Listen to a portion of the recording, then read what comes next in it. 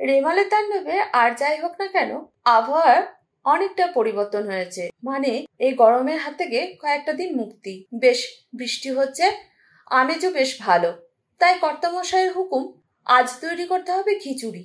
না, আজ আমি কোনো রান্নার ভিডিও দিইনি। আমি শুভশ্রী চলে এসেছি আজ রান্নার নতুন একটা ব্লগ নিয়ে। এই ব্লগে থাকবে সকালের খাবার থেকে বিকালের খাবার পর্যন্ত। আমি প্রথমেই বললাম আজ আমি রান্নার কোনো ভিডিও শেয়ার করব না, শুধু বিকালবেলা কফিটা কিভাবে বানিয়েছি এবং কতটা সুন্দর হয়েছে সেটাই আপনাদের সাথে শেয়ার করে নেব।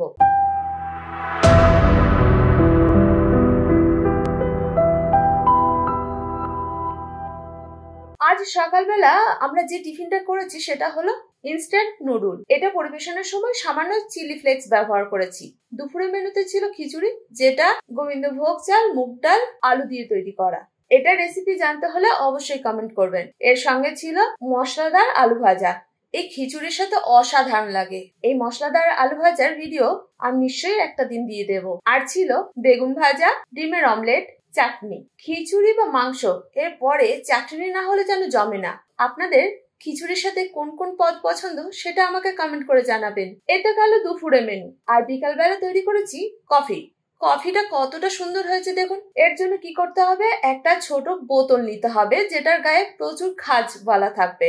আর নিয়েছি 2 টেবিল চামচ কফি, 3 টেবিল চামচ চিনি, 3 টেবিল চামচ হালকা উষ্ণ গরম জল। কিভাবে তৈরি করবেন, প্রথমে বোতলটার মধ্যে 2 টেবিল চামচ দিয়ে দিয়েছি কফি, এর সঙ্গে যোগ করেছি চিনি আর হালকা উষ্ণ গরম জল। এবার এটা ঢাকনা আটকে ভালোভাবে ঝাঁকাতে হবে। বেশিক্ষণ ঝাঁকাতে হবে না, কিছুক্ষণ পর দেখা যাবে যে কফিটা কি সুন্দর মেল্ট হয়ে গেছে এবং চিনিটাও গলে গেছে। যতক্ষণ না চিনি গলে গেছে ততক্ষণ এটাকে ঝাঁকাতে হবে। কফিটা কত সুন্দর ফুলে গেছে না।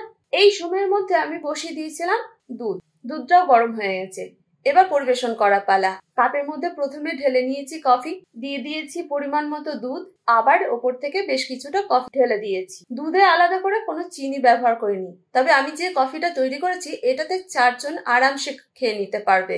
আর এই কফির সাথে আমরা খেয়েছি চিংড়ির পাঁপড়। এর জন্য প্রথমে কড়াইতে পরিমাণ মতো সাদা তেল গরম করে নিয়েছি আর একে একে ভেজে নিয়েছি চিংড়ির পাঁপড় গুলো।